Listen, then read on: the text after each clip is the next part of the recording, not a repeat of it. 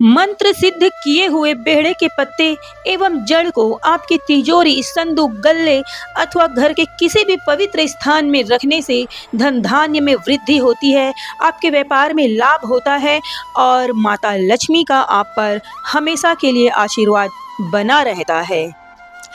राधे राधे मित्रों, आज का दिन आप लोगों के लिए शुभ मंगलमय हो। मित्रों, आज के वीडियो में हम आपको हमारे गुरुजी द्वारा बताया गया धन प्राप्ति का एक अचूक उपाय बताने वाले हैं और उसके बाद श्री हरि विष्णु के मंत्र का स्मरण करेंगे। लेकिन उससे पहले अगर आपने हमारी वीडियो को लाइक और चैनल को सब्सक्राइब नहीं किया है तो तुरंत कर लीजिए और कमेंट बॉक्स में श्री हरि विष्णु के नाम की हाजिरी लगा दीजिए ताकि माता लक्ष्मी आज ही आप पर प्रसन्न हो जाए, क्योंकि श्री हरि विष्णु जी माता लक्ष्मी के पति हैं और अगर आज आप उनके नाम की हाजिरी लगाएंगे तो माता लक्ष्मी का आशीर्वाद आज आप पर बना रहेगा। तो चलिए मित्रों, आज के उपाय के बारे में हम आपको बताते हैं। मित्रों, आज प्रत्येक व्यक्ति समृद्ध होना चाहता है, सुख एवं शांतिपूर्ण जीवन व्यतीत करना चाहता है, भौतिक सुखों से युक्त होना चाहता है और इस मनोकामना पूर्ति के लिए वह दिन और रात परिश्रम करता है, अनेकों प्रकार के उपाय भी अपनाता है। लेकिन प्राय देखा गया है कि इतना सब कुछ करने के बावजूद भी वो जहाँ की तहाँ खड़ा रहता है।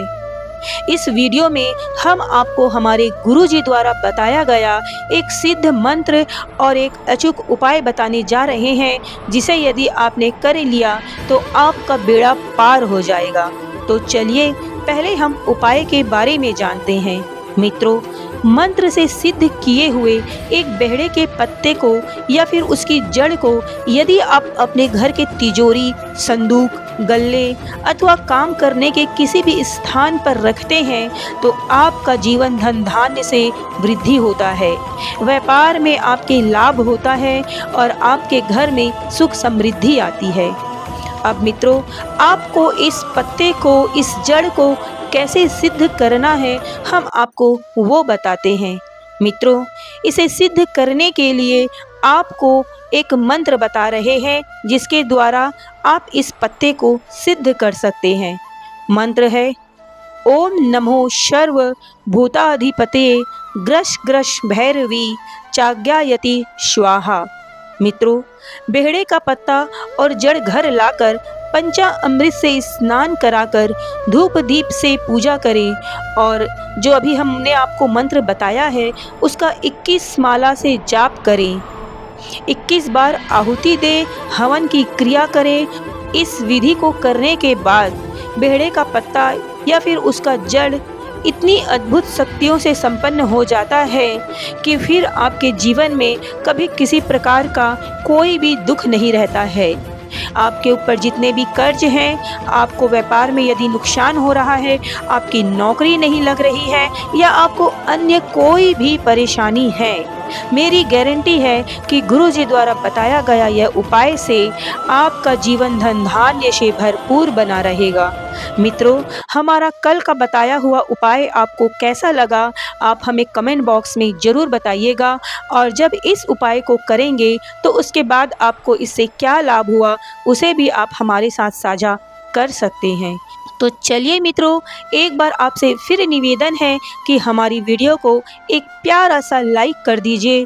चैनल में जो भी लोग नए हैं वो चैनल को सब्सक्राइब कर लीजिए और माता लक्ष्मी और श्री हरि विष्णु के नाम का एक प्यारा सा कमेंट ज़रूर कर दीजिए, क्योंकि भगवान भी भक्ति से ही प्रसन्न होते हैं और आप जब कमेंट करेंगे तो माता के प्रति आपकी भक्ति जागृत हो जाएगी।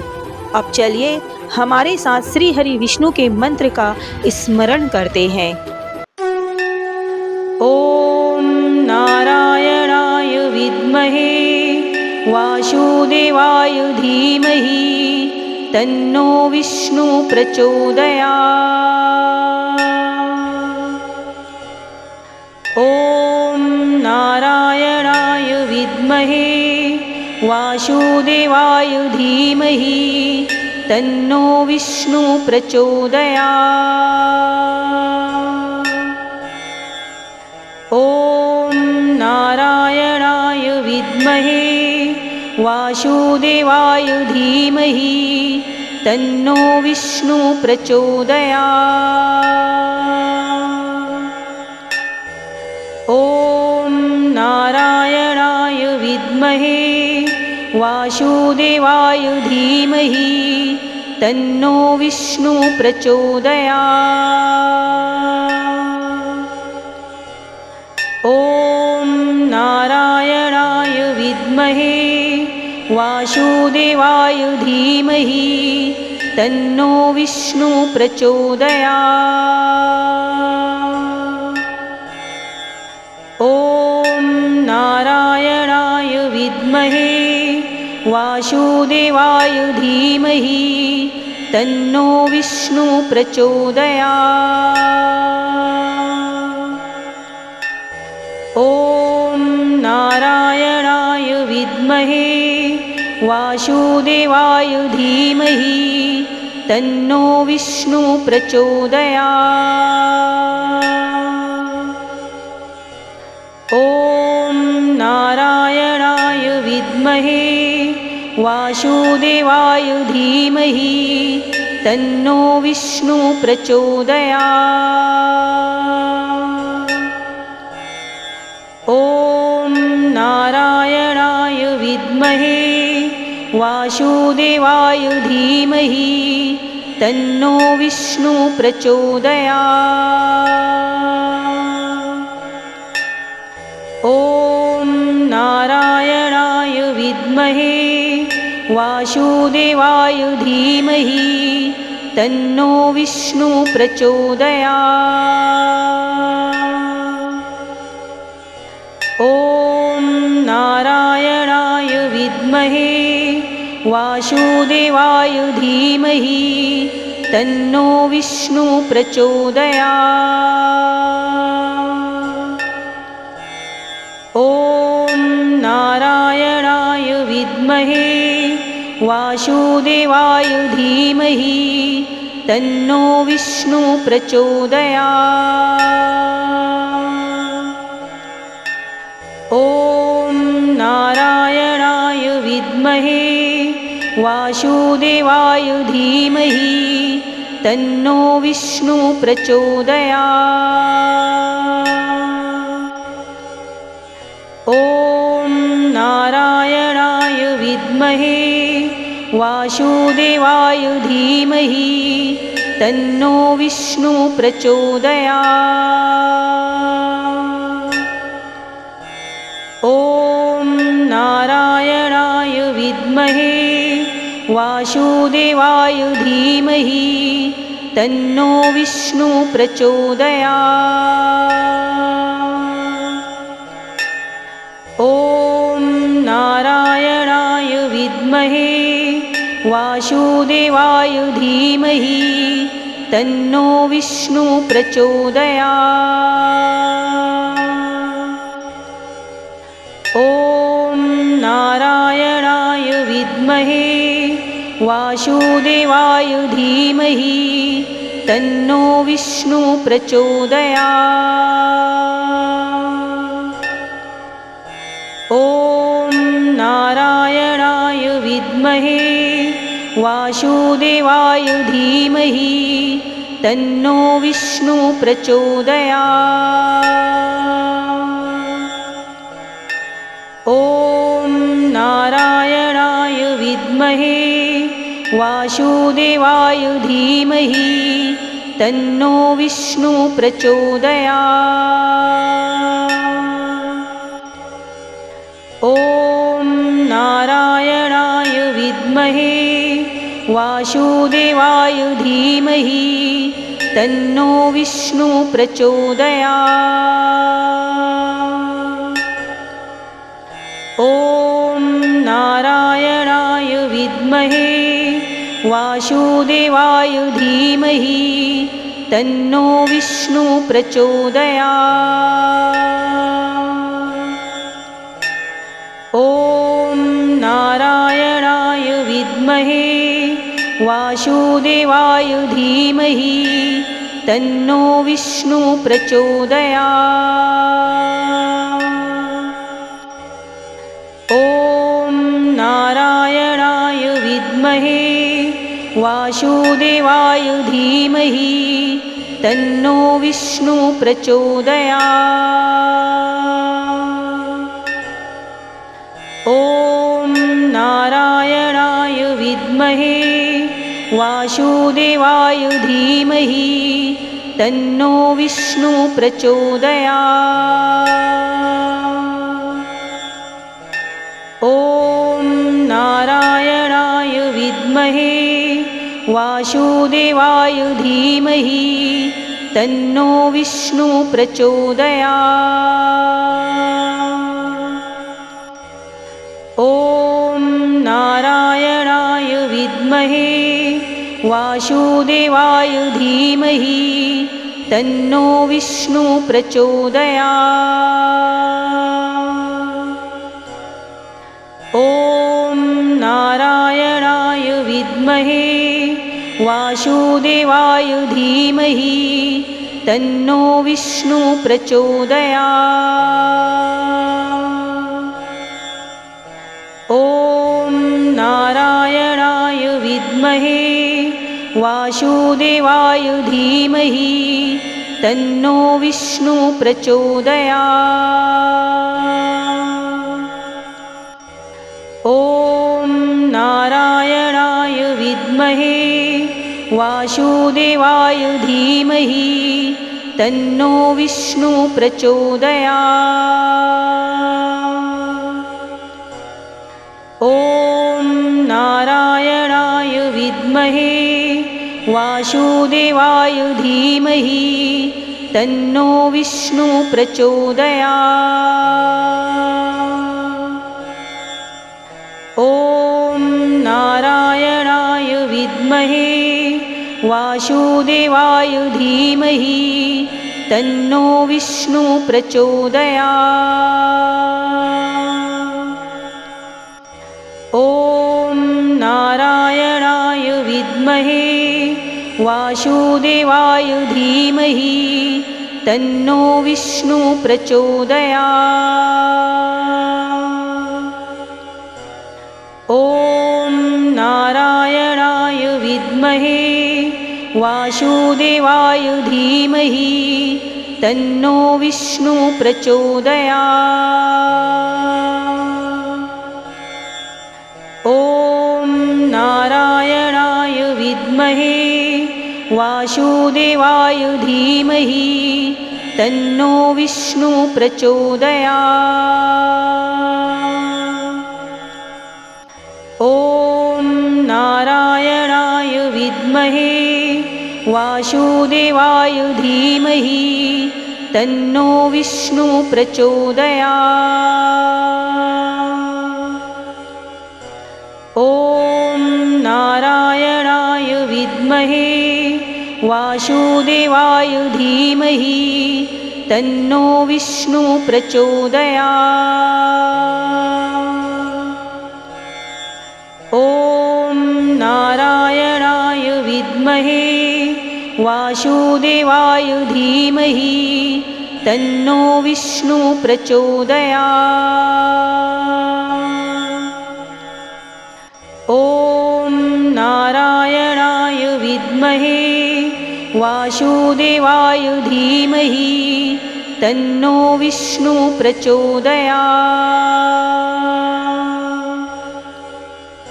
ॐ नारायणाय विद्महे वासुदेवाय धीमहि तन्नो विष्णु प्रचोदयात्। ॐ नारायणाय विद्महे वासुदेवाय धीमहि तन्नो विष्णु प्रचोदयात्। ॐ नारायणाय विद्महे वासुदेवाय धीमहि तन्नो विष्णु प्रचोदयात्। ॐ नारायणाय विद्महे वासुदेवाय धीमहि तन्नो विष्णु प्रचोदयात्। ॐ विद्महे वासुदेवाय धीमहि तन्नो विष्णु प्रचोदयात्। ॐ नारायणाय विद्महे वासुदेवाय धीमहि तन्नो विष्णु प्रचोदयात्। ॐ नारायणाय विद्महे वासुदेवाय धीमहि तन्नो विष्णु प्रचोदयात्। ॐ नारायणाय विद्महे वासुदेवाय धीमहि तन्नो विष्णु प्रचोदयात्। ॐ नारायणाय विद्महे वासुदेवाय धीमहि तन्नो विष्णु प्रचोदयात्। ॐ नारायणाय विद्महे वासुदेवाय धीमहि तन्नो विष्णु प्रचोदयात्। ॐ नारायणाय विद्महे वासुदेवाय धीमहि तन्नो विष्णु प्रचोदयात्। ॐ नारायणाय विद्महे वासुदेवाय धीमहि तन्नो विष्णु प्रचोदयात्। ॐ नारायणाय विद्महे वासुदेवाय धीमहि तन्नो विष्णु प्रचोदयात्। ॐ नारायणाय विद्महे वासुदेवाय धीमहि तन्नो विष्णु प्रचोदयात्। ॐ नारायणाय विद्महे वासुदेवाय धीमहि तन्नो विष्णु प्रचोदयात्। ॐ नारायणाय विद्महे वासुदेवाय धीमहि तन्नो विष्णु प्रचोदयात्। ॐ नारायणाय विद्महे वासुदेवाय धीमहि तन्नो विष्णु प्रचोदयात्।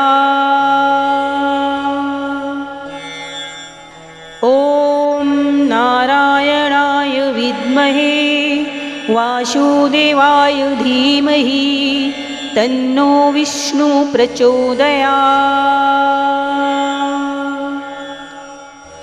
ॐ नारायणाय विद्महे वासुदेवाय धीमहि तन्नो विष्णु प्रचोदयात्।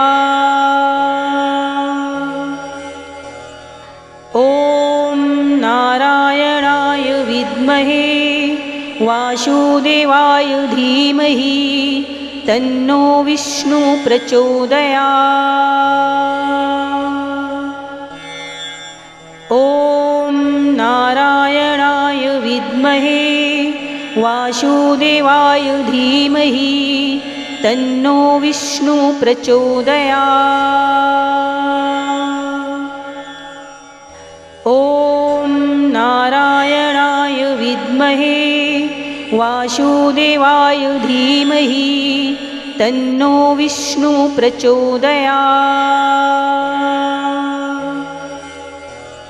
ॐ नारायणाय विद्महे वासुदेवाय धीमहि तन्नो विष्णु प्रचोदयात्। ॐ नारायणाय विद्महे वासुदेवाय धीमहि तन्नो विष्णु प्रचोदयात्। ॐ वासुदेवाय धीमहि तन्नो विष्णु प्रचोदयात्।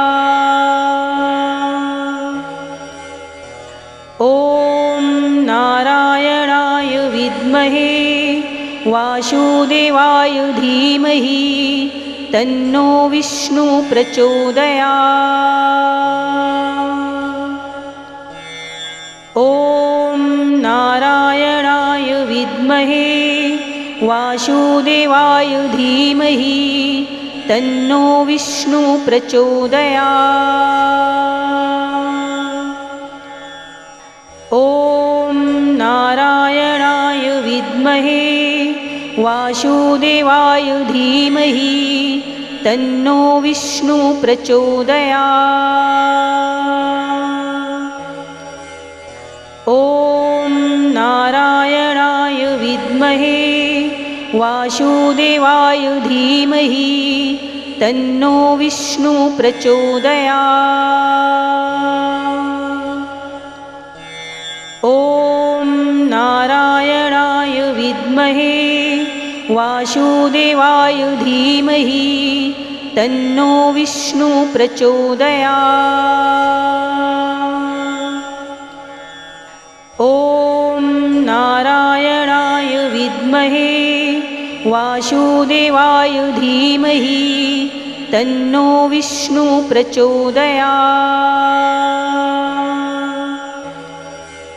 ॐ नारायणाय विद्महे वासुदेवाय धीमहि तन्नो विष्णु प्रचोदयात्। ॐ नारायणाय विद्महे वासुदेवाय धीमहि तन्नो विष्णु प्रचोदयात्। ॐ नारायणाय विद्महे वासुदेवाय धीमहि तन्नो विष्णु प्रचोदयात्। ॐ नारायणाय विद्महे वासुदेवाय धीमहि तन्नो विष्णु प्रचोदयात्। ॐ नारायणाय विद्महे वासुदेवाय धीमहि तन्नो विष्णु प्रचोदयात्। ॐ नारायणाय विद्महे वासुदेवाय धीमहि तन्नो विष्णु प्रचोदयात्। ॐ नारायणाय विद्महे वासुदेवाय धीमहि तन्नो विष्णु प्रचोदयात्। ॐ नारायणाय विद्महे वासुदेवाय धीमहि तन्नो विष्णु प्रचोदयात्। ॐ नारायणाय विद्महे वासुदेवाय धीमहि तन्नो विष्णु प्रचोदयात्। ॐ नारायणाय विद्महे वासुदेवाय धीमहि तन्नो विष्णु प्रचोदयात्। ॐ नारायणाय विद्महे वासुदेवाय धीमहि तन्नो विष्णु प्रचोदयात्। ॐ नारायणाय विद्महे वासुदेवाय धीमहि तन्नो विष्णु प्रचोदयात्। ॐ नारायणाय विद्महे वासुदेवाय धीमहि तन्नो विष्णु प्रचोदयात्। ॐ विद्महे वासुदेवाय धीमहि तन्नो विष्णु प्रचोदयात्। ॐ नारायणाय विद्महे वासुदेवाय धीमहि तन्नो विष्णु प्रचोदयात्। ॐ नारायणाय विद्महे वासुदेवाय धीमहि तन्नो विष्णु प्रचोदयात्। ॐ नारायणाय विद्महे वासुदेवाय धीमहि तन्नो विष्णु प्रचोदयात्। ॐ नारायणाय विद्महे वासुदेवाय धीमहि तन्नो विष्णु प्रचोदयात्। ॐ नारायणाय विद्महे वासुदेवाय धीमहि तन्नो विष्णु प्रचोदयात्। ॐ नारायणाय विद्महे वासुदेवाय धीमहि तन्नो विष्णु प्रचोदयात्। ॐ नारायणाय विद्महे वासुदेवाय धीमहि तन्नो विष्णु प्रचोदयात्। ॐ नारायणाय विद्महे वासुदेवाय धीमहि तन्नो विष्णु प्रचोदयात्। ॐ नारायणाय विद्महे वासुदेवाय धीमहि तन्नो विष्णु प्रचोदयात्। ॐ नारायणाय विद्महे वासुदेवाय धीमहि तन्नो विष्णु प्रचोदयात्। ॐ नारायणाय विद्महे वासुदेवाय धीमहि तन्नो विष्णु प्रचोदयात्। ॐ नारायणाय विद्महे वासुदेवाय धीमहि तन्नो विष्णु प्रचोदयात्। ॐ नारायणाय विद्महे वासुदेवाय धीमहि तन्नो विष्णु प्रचोदयात्। ॐ नारायणाय विद्महे वासुदेवाय धीमहि तन्नो विष्णु प्रचोदयात्। ॐ नारायणाय विद्महे वासुदेवाय धीमहि तन्नो विष्णु प्रचोदयात्। ॐ नारायणाय विद्महे वासुदेवाय धीमहि तन्नो विष्णु प्रचोदयात्। ॐ नारायणाय विद्महे वासुदेवाय धीमहि तन्नो विष्णु प्रचोदयात्। ॐ नारायणाय विद्महे वासुदेवाय धीमहि तन्नो विष्णु प्रचोदयात्। ॐ नारायणाय विद्महे वासुदेवाय धीमहि तन्नो विष्णु प्रचोदयात्। ॐ नारायणाय विद्महे वासुदेवाय धीमहि तन्नो विष्णु प्रचोदयात्। ॐ नारायणाय विद्महे वासुदेवाय धीमहि तन्नो विष्णु प्रचोदयात्। ॐ नारायणाय विद्महे वासुदेवाय धीमहि तन्नो विष्णु प्रचोदयात्। ॐ नारायणाय विद्महे वासुदेवाय धीमहि तन्नो विष्णु प्रचोदयात्।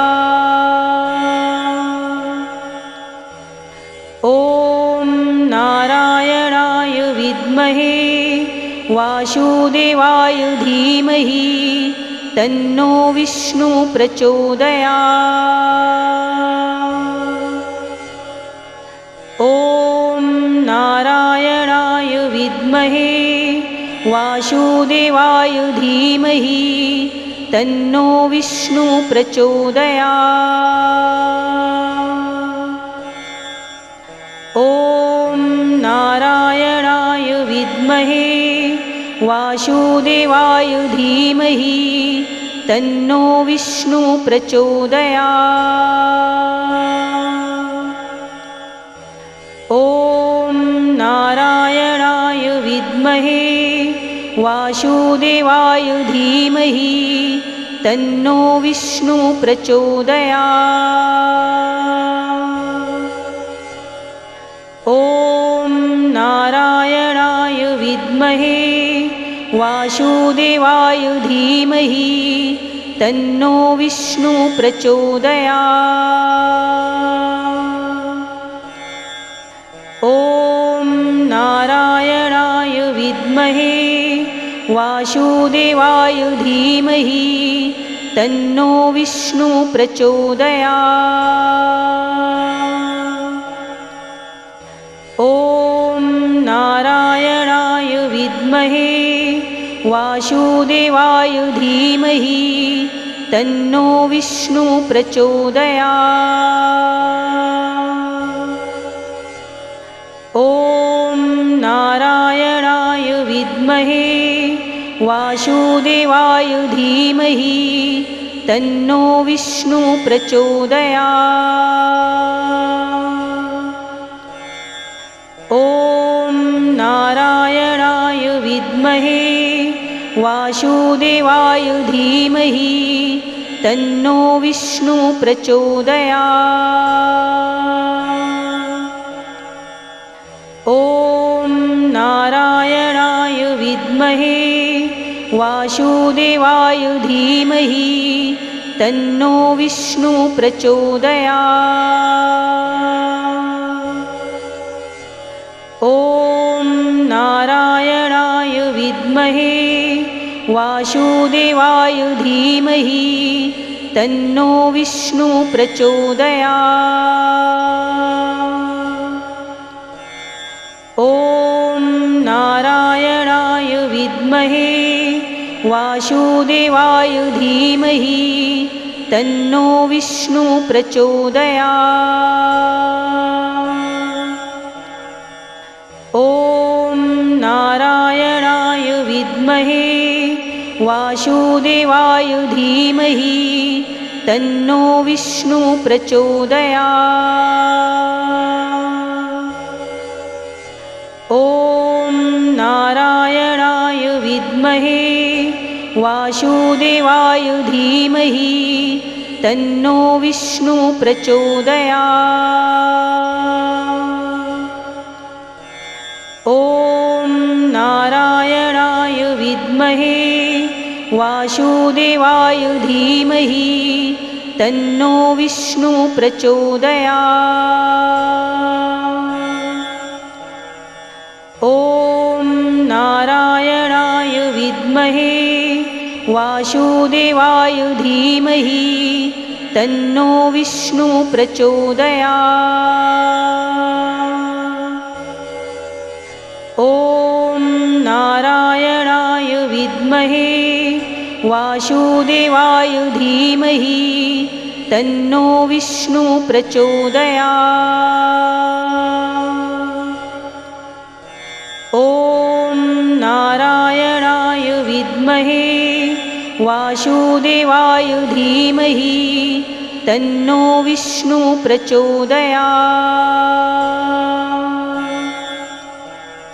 ॐ नारायणाय विद्महे वासुदेवाय धीमहि तन्नो विष्णु प्रचोदयात्। ॐ नारायणाय विद्महे वासुदेवाय धीमहि तन्नो विष्णु प्रचोदयात्। ॐ नारायणाय विद्महे वासुदेवाय धीमहि तन्नो विष्णु प्रचोदयात्। ॐ नारायणाय विद्महे वासुदेवाय धीमहि तन्नो विष्णु प्रचोदयात्। ॐ नारायणाय विद्महे वासुदेवाय धीमहि तन्नो विष्णु प्रचोदयात्। ॐ नारायणाय विद्महे वासुदेवाय धीमहि तन्नो विष्णु प्रचोदयात्। ॐ नारायणाय विद्महे वासुदेवाय धीमहि तन्नो विष्णु प्रचोदयात्। ॐ नारायणाय विद्महे वासुदेवाय धीमहि तन्नो विष्णु प्रचोदयात्।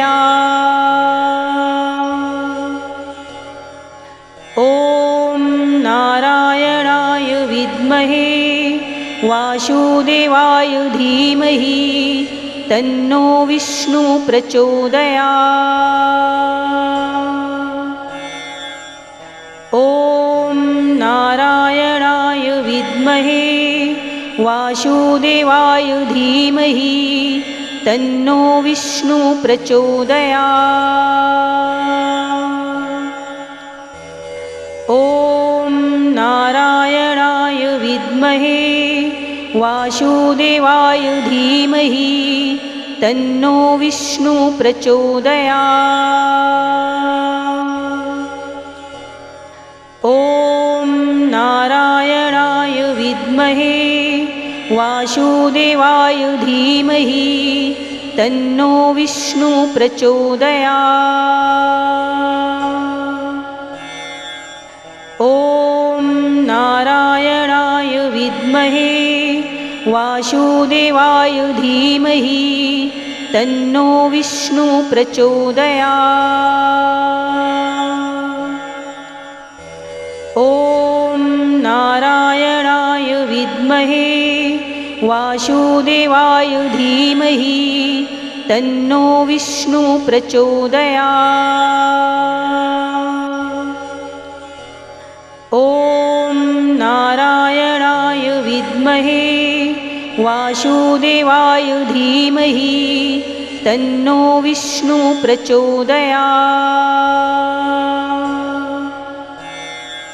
ॐ नारायणाय विद्महे वासुदेवाय धीमहि तन्नो विष्णु प्रचोदयात्। ॐ नारायणाय विद्महे वासुदेवाय धीमहि तन्नो विष्णु प्रचोदयात्। ॐ नारायणाय विद्महे वासुदेवाय धीमहि तन्नो विष्णु प्रचोदयात्।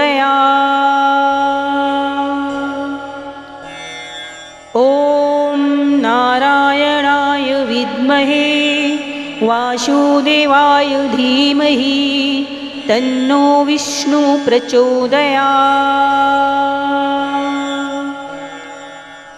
ॐ नारायणाय विद्महे वासुदेवाय धीमहि तन्नो विष्णु प्रचोदयात्। ॐ नारायणाय विद्महे वासुदेवाय धीमहि तन्नो विष्णु प्रचोदयात्। ॐ नारायणाय विद्महे वासुदेवाय धीमहि तन्नो विष्णु प्रचोदयात्। ॐ नारायणाय विद्महे वासुदेवाय धीमहि तन्नो विष्णु प्रचोदयात्। ॐ नारायणाय विद्महे वासुदेवाय धीमहि तन्नो विष्णु प्रचोदयात्। ॐ नारायणाय विद्महे वासुदेवाय धीमहि तन्नो विष्णु प्रचोदयात्। ॐ नारायणाय विद्महे वासुदेवाय धीमहि तन्नो विष्णु प्रचोदयात्। ॐ नारायणाय विद्महे वासुदेवाय धीमहि तन्नो विष्णु प्रचोदयात्। ॐ नारायणाय विद्महे वासुदेवाय धीमहि तन्नो विष्णु प्रचोदयात्। ॐ नारायणाय विद्महे वासुदेवाय धीमहि तन्नो विष्णु प्रचोदयात्।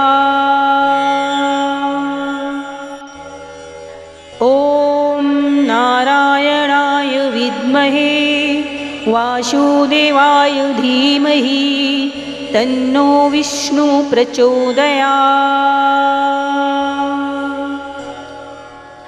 ॐ नारायणाय विद्महे वासुदेवाय धीमहि तन्नो विष्णु प्रचोदयात्। ॐ नारायणाय विद्महे वासुदेवाय धीमहि तन्नो विष्णु प्रचोदयात्। ॐ नारायणाय विद्महे वासुदेवाय धीमहि तन्नो विष्णु प्रचोदयात्। ॐ नारायणाय विद्महे वासुदेवाय धीमहि तन्नो विष्णु प्रचोदयात्।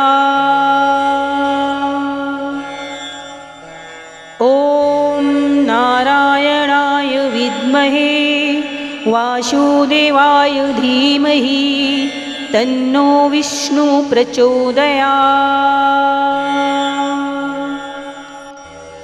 ॐ नारायणाय विद्महे वासुदेवाय धीमहि तन्नो विष्णु प्रचोदयात्। ॐ नारायणाय विद्महे वासुदेवाय धीमहि तन्नो विष्णु प्रचोदयात्। ॐ नारायणाय विद्महे वासुदेवाय धीमहि तन्नो विष्णु प्रचोदयात्। ॐ विद्महे वासुदेवाय धीमहि तन्नो विष्णु प्रचोदयात्। ॐ नारायणाय विद्महे वासुदेवाय धीमहि तन्नो विष्णु प्रचोदयात्। ॐ नारायणाय विद्महे वासुदेवाय धीमहि तन्नो विष्णु प्रचोदयात्। ॐ नारायणाय विद्महे वासुदेवाय धीमहि तन्नो विष्णु प्रचोदयात्। ॐ नारायणाय विद्महे वासुदेवाय धीमहि तन्नो विष्णु प्रचोदयात्। ॐ नारायणाय विद्महे वासुदेवाय धीमहि तन्नो विष्णु प्रचोदयात्। ॐ नारायणाय विद्महे वासुदेवाय धीमहि तन्नो विष्णु प्रचोदयात्। ॐ नारायणाय विद्महे वासुदेवाय धीमहि तन्नो विष्णु प्रचोदयात्। ॐ नारायणाय विद्महे वासुदेवाय धीमहि तन्नो विष्णु प्रचोदयात्। ॐ नारायणाय विद्महे वासुदेवाय धीमहि तन्नो विष्णु प्रचोदयात्। ॐ नारायणाय विद्महे वासुदेवाय धीमहि तन्नो विष्णु प्रचोदयात्। ॐ नारायणाय विद्महे वासुदेवाय धीमहि तन्नो विष्णु प्रचोदयात्। ॐ नारायणाय विद्महे वासुदेवाय धीमहि तन्नो विष्णु प्रचोदयात्। ॐ नारायणाय विद्महे वासुदेवाय धीमहि तन्नो विष्णु प्रचोदयात्। ॐ नारायणाय विद्महे वासुदेवाय धीमहि तन्नो विष्णु प्रचोदयात्। ॐ नारायणाय विद्महे वासुदेवाय धीमहि तन्नो विष्णु प्रचोदयात्। ॐ नारायणाय विद्महे वासुदेवाय धीमहि तन्नो विष्णु प्रचोदयात्। ॐ नारायणाय विद्महे वासुदेवाय धीमहि तन्नो विष्णु प्रचोदयात्। ॐ नारायणाय विद्महे वासुदेवाय धीमहि तन्नो विष्णु प्रचोदयात्।